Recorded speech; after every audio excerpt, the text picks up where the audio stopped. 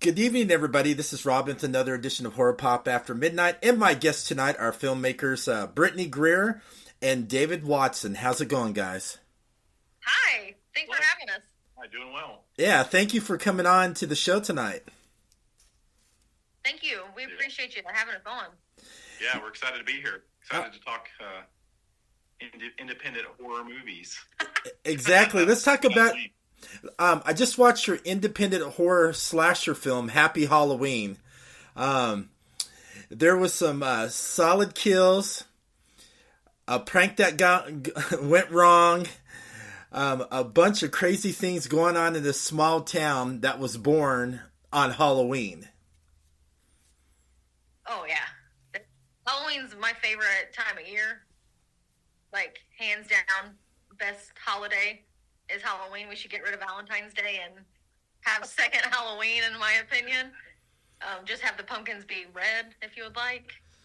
But yeah, it's definitely a lot of crazy stuff happens in a small town. It's an unlucky town, that's for sure. Yeah, it is. How'd you guys get together and come up with the story of Happy Halloween? So I had wrote on it for about 10 years prior to us doing like a proof of concept. We did a proof of concept trailer a few years back to try and raise some money. But so on and off through college and after college, I was working on it. And then one of our friends was like, hey, we should try and do a proof of concept to see if we could raise money. And she had told me about David. And so me and David had met. I had my little lookbook. I just printed off pictures. And I had a binder. And so we met for coffee and we talked about what I wanted as far as like I wanted colors and like just tons of pumpkins and decorations, and I wanted to feel like Scream met Halloween. And David was like, yeah, sure, let's do it. So the script was already pretty much set. We did a few rewrites after we did the proof of concept because I liked the actress that we had so much that we changed some stuff after we did the proof of concept because she was so awesome. But yeah, so about 10 years worth of work. So how'd you guys bring on Emma, who plays the final girl, Hadley, into the script in the film? Was she your ideal choice? I mean, she nailed that role to the T. Oh, she was awesome. She was amazing, yep. That's actually Aline, the girl that plays Peyton. She told us about Emma because we had a hard time finding a Hadley because one, she's in like 97% of the movie, so you definitely want to have somebody that has the chops to carry an entire feature film. And Aline actually was like, "Hey, you should have her," because the Campbell at the beginning, we were going to change that to a female. And just switch it to a girl because we were having issues finding a guy that we thought would really work for it. And so Aline was like, hey, why don't you have Emma? Like, she's really good. You should have her read for Campbell. And all three of us, when we saw her self-tape, were like, I think we found our Hadley. Yeah. And it just felt like something clicked as soon as we saw it. And I mean... Yeah, it was... I remember because... Aline was in the proof of concept, and so she helped a lot with helping casting because neither one of us are actors, of course, and so like Brittney's done some acting, but I definitely, there's a reason I'm behind the camera, but she was kind of our our actor, like let's get an actor's point of view on filling some of the other roles, and so.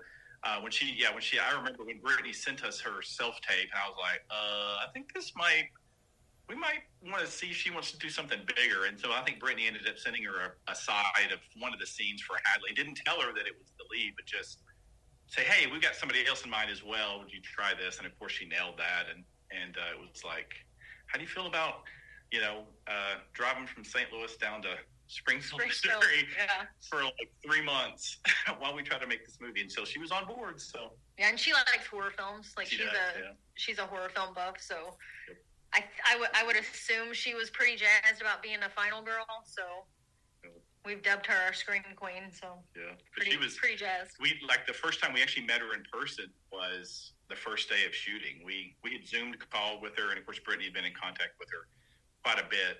But the first time we ever actually laid eyes on her was about 45 minutes before we started rolling on the first scene. Yeah. Which is the scene with her and the police officer in their car. And she killed it. Yeah, they both were.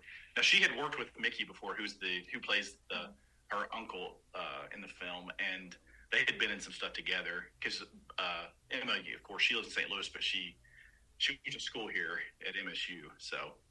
And we just kept missing her. I know. I don't know how we didn't catch her before, but we've got her lined up to work on something else with us here pretty soon. So we're pretty excited about that. So. That's pretty cool how her and, the sheriff in the movie, that was perfect choice. And I didn't know they worked together because they had that great chemistry. You can feel it through them, how they played off each other. And it seemed like they've known each other for a long time. It kind of really felt that they were really uncle and niece. That's how I got the feel of it. Yeah, they have good chemistry. That's what David and I talk about frequently, like just in our editing sessions and stuff like that, because David also edited it and colored the movie, and that's stuff we talk about. When he'd show me a scene that he had put together, I'd be like, she has such good chemistry. And then he'd show me another scene, and I'd be like, she has such good chemistry. I'm like, I don't know. I don't want to say we lucked out because, again, Emma's just so solid. So I don't think it has anything to do with luck. I think it's just her skill set and, her talent, and she comes up ready to go. But, yeah, she has such good chemistry. And what Mickey had been in, like, they sent it to me so I could watch it. And it was crazy. Like, I was supposed to go to a showing of it. And I couldn't go for whatever reason, so I would have met her probably almost like 3 years prior to us filming. I would have got to meet her there. Came that close to cross gosh dang it. And I still and she's like, everything happens for a reason. Yeah. I'm like, I'm glad you have that attitude, because I'm just thinking we could have had you in so many other things. Yeah. She's such she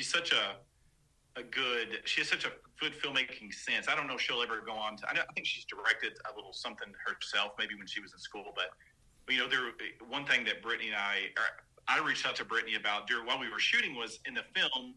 There's a flashback scene. She's in the principal's office with her uncle, and it flashes back to something that happens.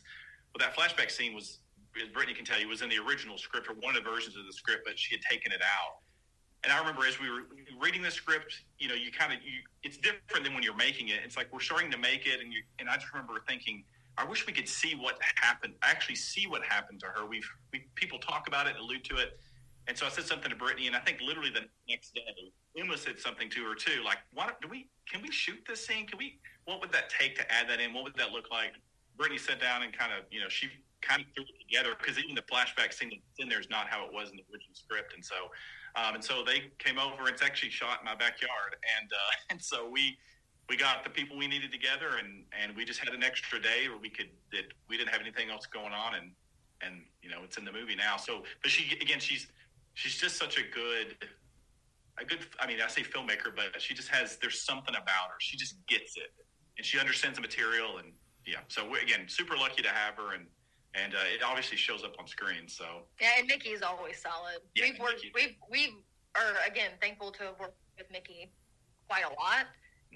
And he just has that voice. I mean, you just see him, and he just looks like a sheriff. Like, you hear his voice, and you're like, that guy's a sheriff. I had originally wrote the part with him in mind, like for Jared. So same thing with Terry, who plays Hadley's mom.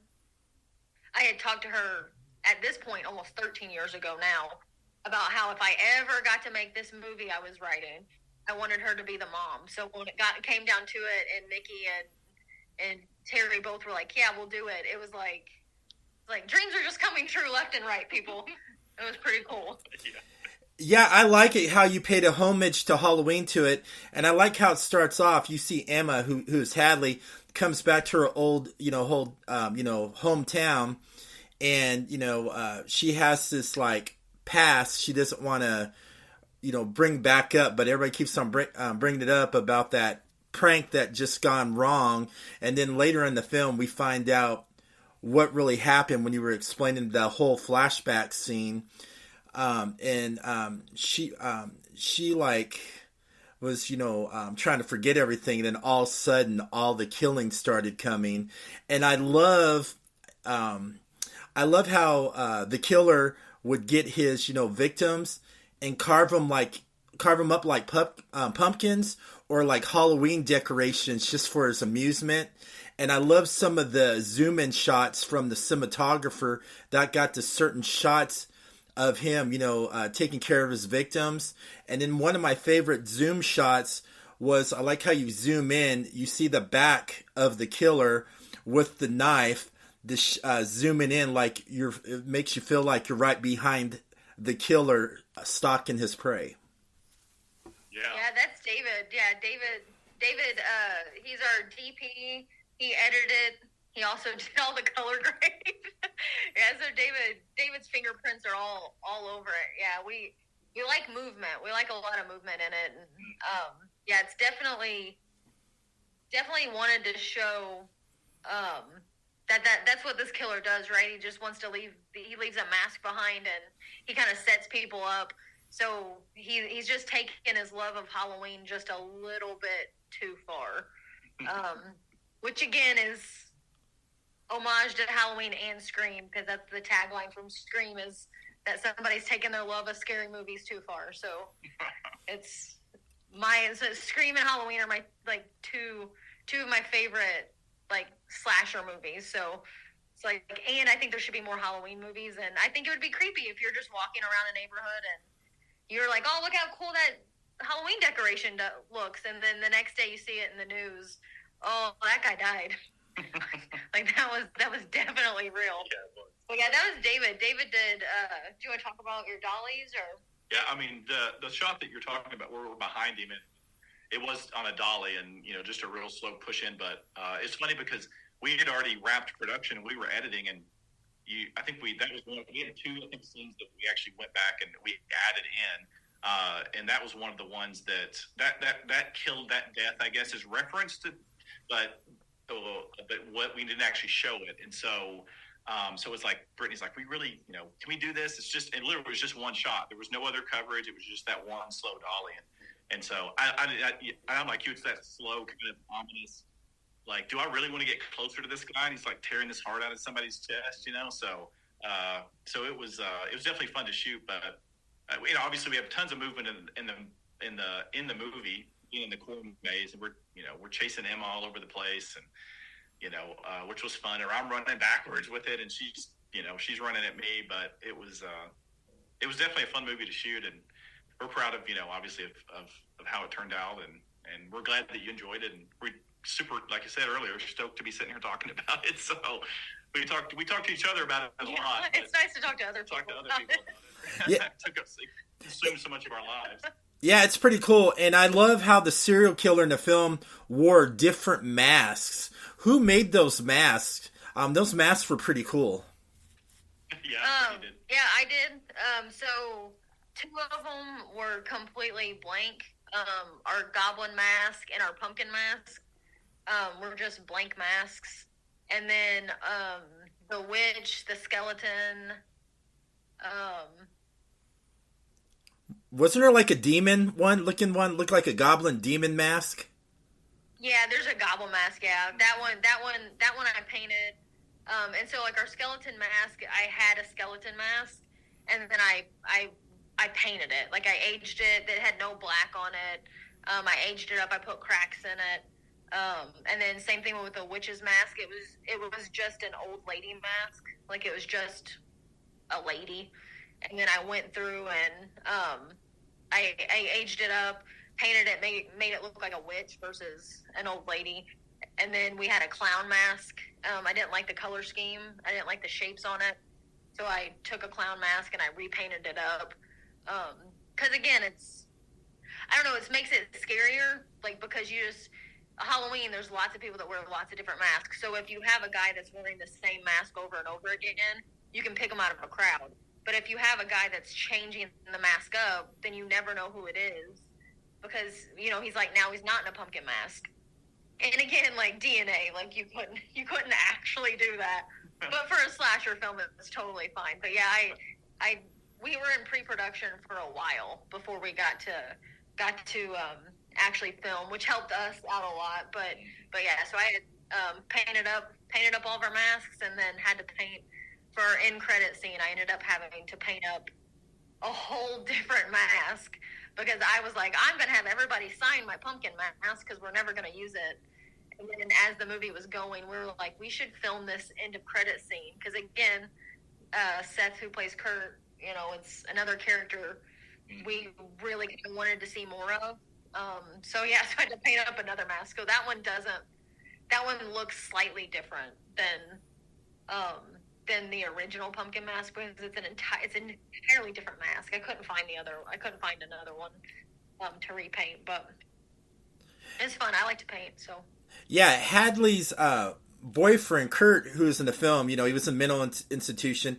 He escapes, and everybody finds out he's escaping, and, they're all, freaking out because they think, he's going on a rampage killing spree to get revenge on Hadley. And I love how you mentioned Kurt a little bit, but I would love to see the origin story, how, Kurt and Hadley met before that Halloween night where they did that prank to Gone Wrong. I'd like to see how demented Kurt was, in the head, not letting Hadley know that, he was like a true monster.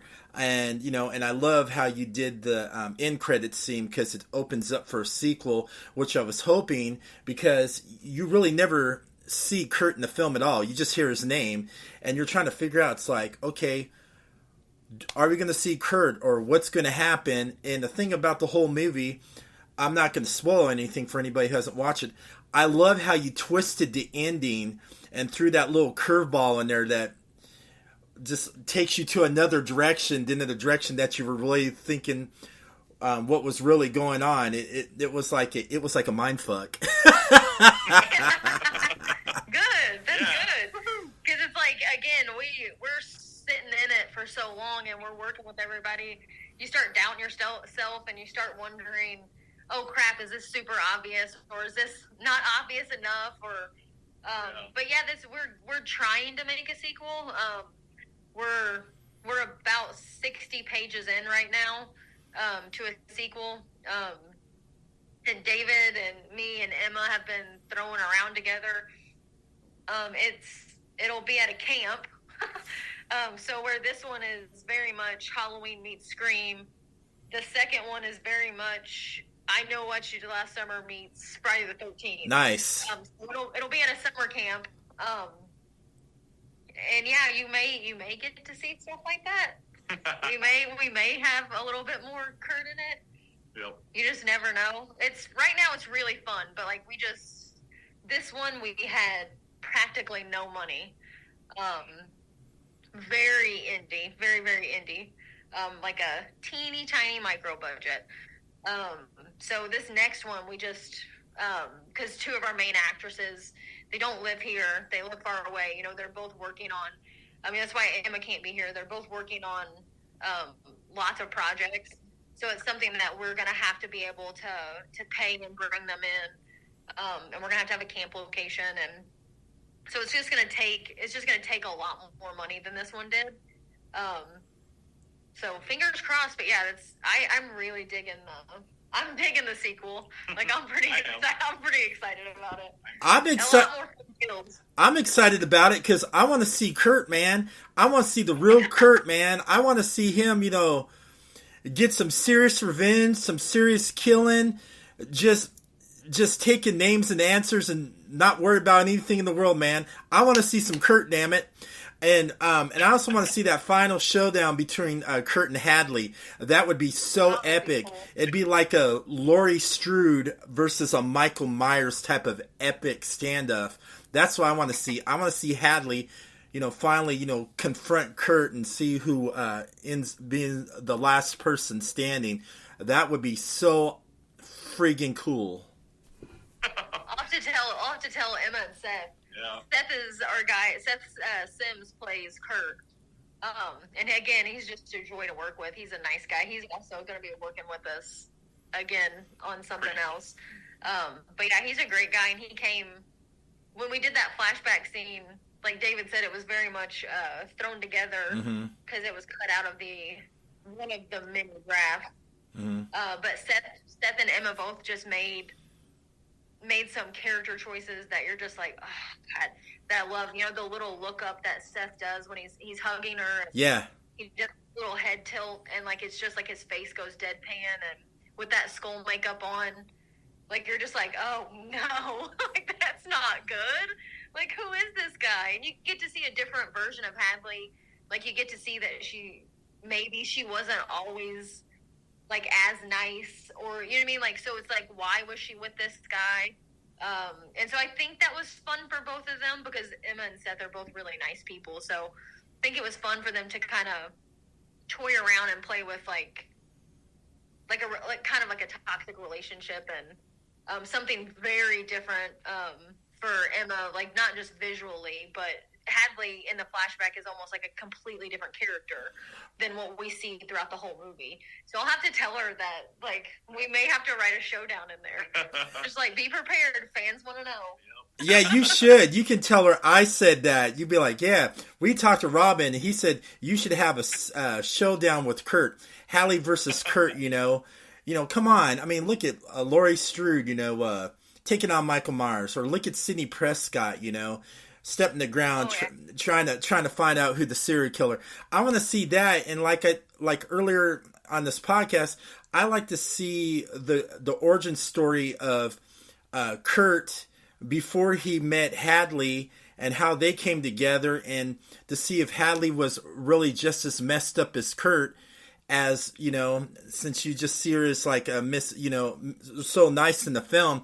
I want to know if she was like really bad like Kurt, you know, if there was something went off on her and then something just snapped out of her and she just became a whole totally different person. I want to see this. I want to see the origin story, how that all came to be. Maybe we have to do another flashback. Yeah. See how they start. Maybe, yeah. Maybe I didn't even think about it like that. That maybe Hadley's not. Maybe she's got a little bit of a twist in her. Yeah. I bet you Emma would like that. Or she's sweet and lovable, and Kurt just tripped. That's what David's like. No, we're not gonna put a twist. We're not gonna twist up. We're not gonna twist up Hadley. Whoa! Damn. Now, it's not up to me. I can tell you that it's not up to me. So now, it's fun though. It's really cool to hear. Like, I don't know, to see that people. Yeah, it's like, great. I mean, that Kurt's character has an impact. You know what I mean? Like, that's really, that's really neat, because that's something we were worried about was, like, you know, we're saying his name, and then once we put the flashback in, it's like, okay, so maybe this is going to be better, and then we put the end credit in, and it was like, are people going to realize it's him because his face isn't painted? I was very concerned. I was like, I think a couple of times I brought up to Brittney, it's like, are they going to know this is the guy that's in the flat? Are they going to know that it's him? Do we put a name tag on him or something like? Yeah, because I mean, but obviously people did. So in his face structure, like I'm like, surely he has a very specific face structure, and he still has some paint on and some blood. And, yeah, and I'll have to tell him, man. That's cool. Like that's neat that's a character that you're kind of leaning towards, especially. That's just a testament to how good Seth did, I think. That it was, you know what I mean, that it's impactful enough. Yeah, for sure. I totally agree. Now, let's talk about the visual effects. I like the visual effects in the film, you know, the makeup and everything, the visuals. And I also loved the color in certain scenes with the natural lighting. And I love how it was just all practical effects, all mixed into the visual effects. Who did the visual effects in that film? So Ryan Smith did almost all of the visual effects, and then our friend Daryl Claunch came in, and he put up some police lights for us, and then I did the makeup, so I messed up the makeup at the beginning. So he came in and filled in the Happy Halloween on the chest, like he put blood behind it. Yeah. I was having issues with my makeup. And then can't spoil it, but one of the coolest shots, I think, is when it's lit green. Ryan did that. Like, again, yeah. Hopefully hopefully we can get distribution and people can see the movie, and then we don't have to worry about spoilers. But I mean, he did that. He put that there, which I think it works really, really well. No, he did a fantastic job, and I mean, there's some little stuff you probably didn't notice that's in there. Like there's a scene where Hadley and her uncle, the sheriff, are in the principal's office, and we can see this watch. You can see all three of them where there's a clock behind her and a poster that are all digital. So there's some little stuff. He put a lot. I mean, there's in her bedroom. There's three posters that you see that are on. Those are all digital. Those are all fake. So stuff. Just day of, we just didn't do it, and it was like, you know. It looked unlived. It just looked unlived. Didn't look like somebody really was like she had lived in that room. So he went in, and Ryan went in and did all that stuff, and it's basically seamless. And it's fun for us because one of the posters he put up is for Eldridge USA. Yeah. Which is a movie that Ryan wrote and directed, and David shot, and I helped on makeup in that, and helped behind the scenes and stuff. So that was really cool. Like, because a couple of our characters, Aline and Graham, are both leads in Eldridge. So it was fun for us because we didn't tell them. So when the premiere came, and it comes up, so they get to see their faces twice, like in the movie and then on the Eldridge poster. And then we have that shot it's so cool. David does this above the bed, over the head, looking down, and there's an Eldridge comic. That's from the movie too, and that's my prop from the movie that Ryan had them made up, and then I had everybody that was there that day sign it. So those autographs, that's my thing that I have like hanging up in my apartment. So and it's just fun for us because it's projects we got to work on. There's another poster for a film that I did years ago that's on there. But Ryan, like, you know, again, did a great job on the visual effects. You know, and Eldridge is one that, you know, we're very proud of, and Ryan did a great job. He wrote and directed. It's a horror comedy musical. Yeah. It's one I bet you'd get a kick out of. It's not. He's actually working on trying to get distribution, some kind of a deal. So it's not out for people to see it yet. It's already made its festival run, but it's definitely one we're proud of and very unique. It's Lovecraftian. There's a lot of, I mean, Eldritch is obviously a very common, takes place. There's in Lovecraftian stories, I guess. But anyways, just a plug for Ryan, but because he did an amazing job. But yeah, and as far as you asked too about lighting, that's one thing that Brittney and I had talked about. I mean, obviously, like she even said earlier, I think tonight that, you know, color was a big thing. She wanted there to be lots of color, and I don't even know. I actually like 100% that we had picked a specific color for essentially each murder. Basically, there's a different color for it. Yeah, you did. The one at the Pumpkin House, which is just a place that this guy just decorates his house like that. We didn't have to do any of that. He just let us shoot there, which was amazing for the film, but a huge get for us. But of course that was very orange, and I just added in a little bit of, I added in a lot of light, but because it was dark in there, but you know, because the light goes this way, it doesn't go that way, and we were looking at the house, so I had to add in my own, but purple lighting that we kind of used to accent, we added in, and then the other stuff, you know, the green murder, and then there's so that's what we kind of the pink and blue, and then the lighting inside the tents, you know, the tents that are in the corn maze at the end. You know, we got lucky, and there was a corn maze that's here locally and been around for years, and Brittney reached out to them and had a contact to get a hold of them, and they let us come shoot there. Of course, we had to shoot there at night and late into the early morning. But then all the tent stuff you'd see they'd go from the corn maze into these tents. Well, the tents were shot in my backyard, completely different, obviously. And we had Brittney bought a 10-foot by 30-foot tent, and we blacked it out. And yeah, my best friend. That's what she got us. My best friend got us a tent. Oh yeah. So we didn't have to shoot everything at the corn maze. So we would have a different location. Mm-hmm. And the practical effects I did. We got lucky. They were good. We got lucky that they worked because sometimes they don't work. There's someone we won't say who gets their throat slit. Yeah, that was pretty great. But that was very much, that we did that take twice because we had two costumes we could change out. So we only got 2 shots at it. We rehearsed it a bunch, and then we actually did it. And the first take is the one that's in the movie. and Brittney's back there below the frame, out of the frame with a pump. We're calling action, and we're yelling out cues, and then she's squeezing this to get the blood to shoot out, and it just went everywhere and went all over them, and it was like, and she didn't know. I thought it didn't work. She thought it didn't work, and then it was over. I was like, yes, this was great, and so it looked great on camera anyway. And then there's nothing digital added to that. That's all 100% practical, and then I mean, there's somebody else's murder that you see when they're hanging up, and in the cornfield. Yeah, it kind of remind me. Yeah. It kind of remind me of like a sacrilegious type of thing, being carved on the chest. It says "Happy Halloween." I love that shot. How you zoomed into it, on that shot. That pan shot was just perfect. The lighting, how it bounced off the cornfield where the victim, was like on that like cross in there. That was a perfect pan shot, which I really enjoyed. Now, thank you. Let's talk about the score in the film. I love how you added a little Halloween soundtrack and a little bit of the Scream soundtrack with some originality to make it like unique. It had that Halloween vibe feel, the music in the film.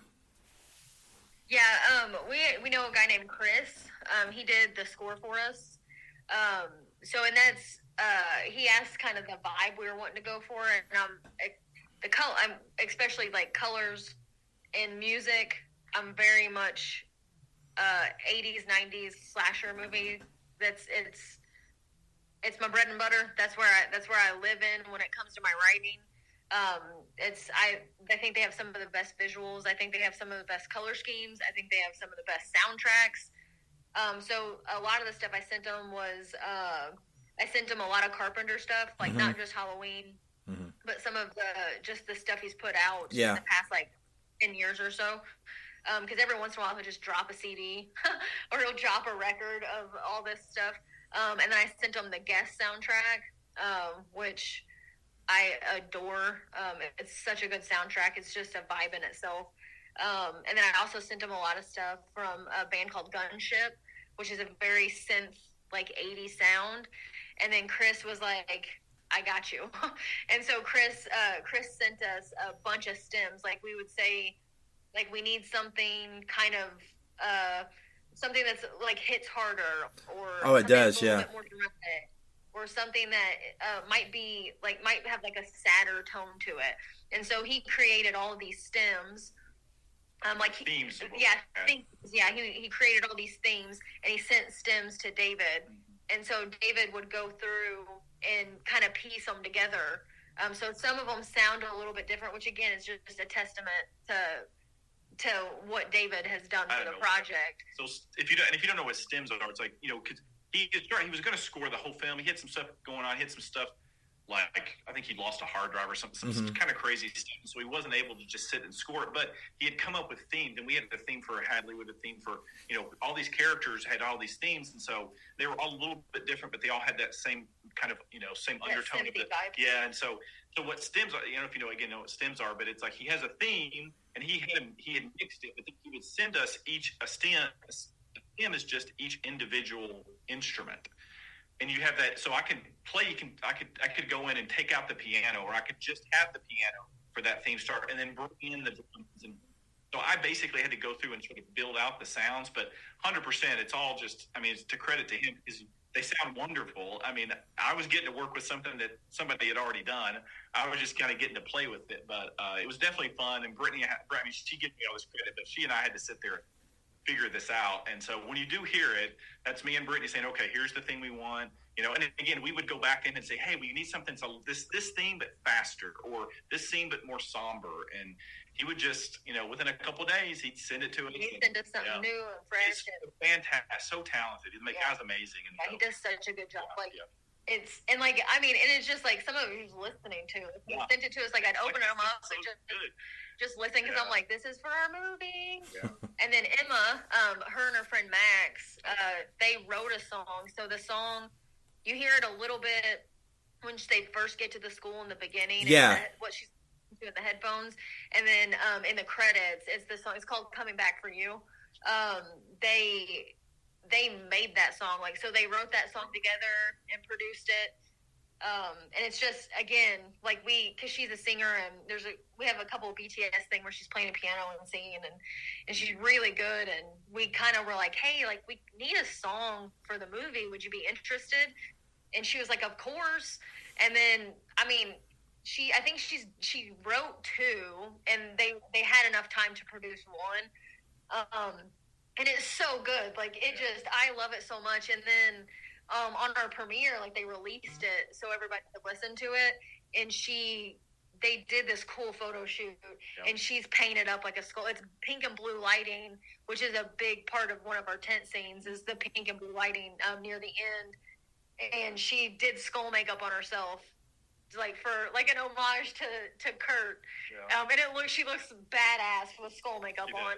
But yeah, so she did that. So I mean, Chris killed it with the score. It's out on Spotify. I think it's out there if you just want to go find it. It's really good. It's a finalist right now in the Sunny Side Up film festival. Original song. Yeah, so that's exciting. We're really hoping they can win, because it's just. Yeah.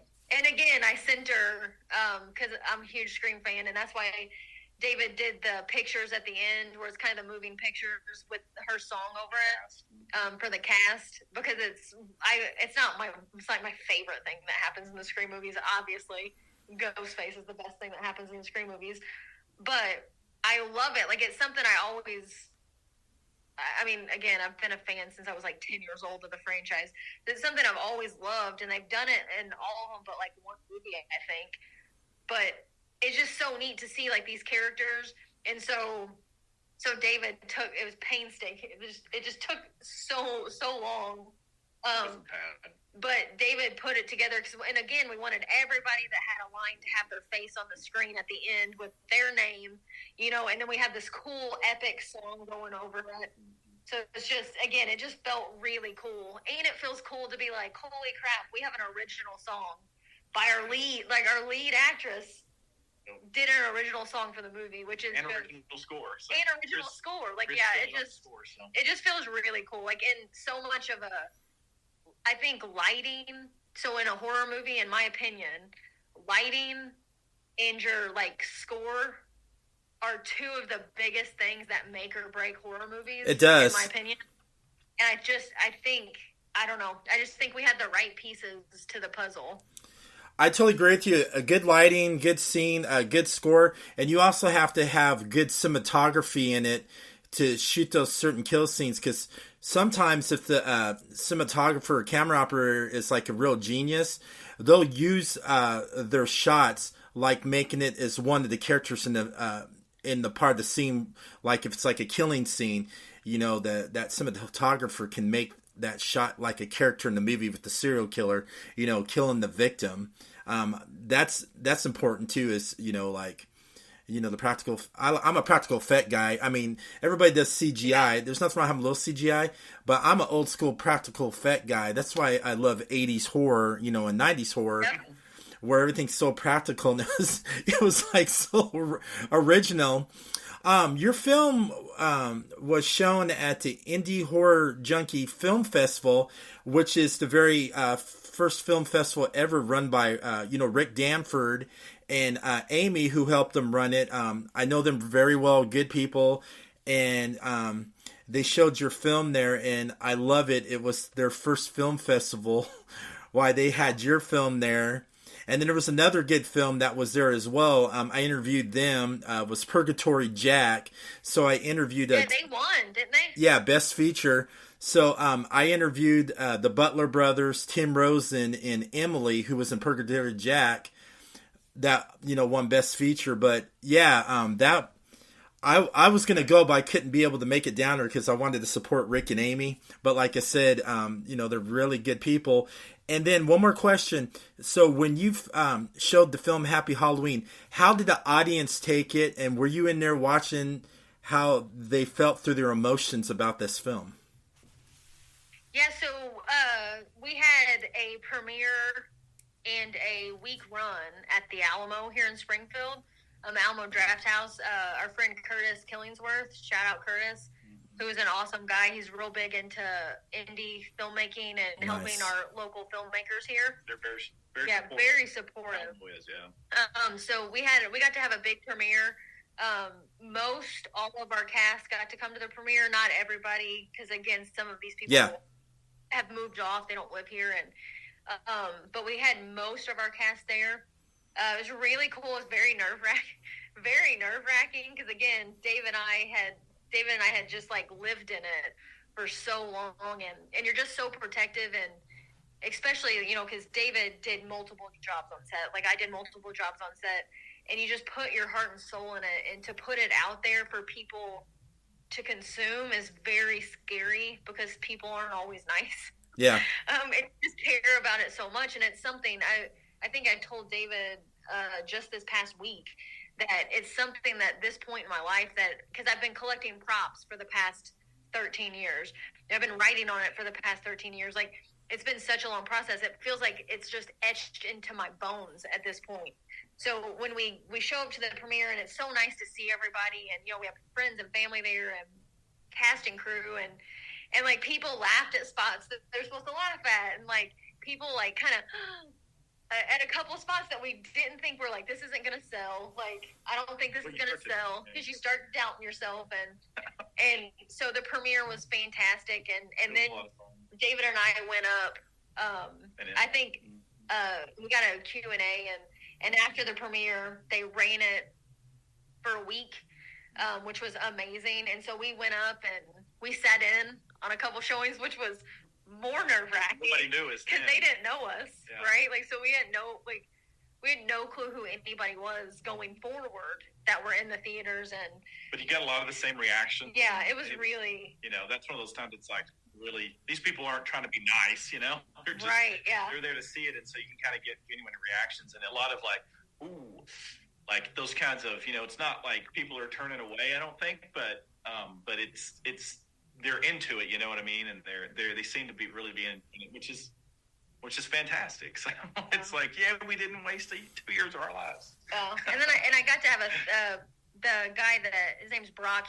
He runs the theater in my hometown, which is like 3.5 hours away, and he wanted to do a showing down there, and so we got to do a showing down there, and so that was really cool. It was a theater I grew up with. You know, it's just a 2-screen theater, and that's where I watched. I mean, me and my brother watched 4 movies in that theater. You know, so to like go home and get to do it. And again, I told David, I think I was more nervous about that one because it was in my hometown, and I had some family. Like, I had cousins, and my aunt came, and my cousins came, and so it was my brother came and his wife and son and my dad, and so it's like people that didn't get to go to the premiere up here were getting to see it. And I don't know, like David said, it's nice to get good feedback. Again, not everybody's going to love it.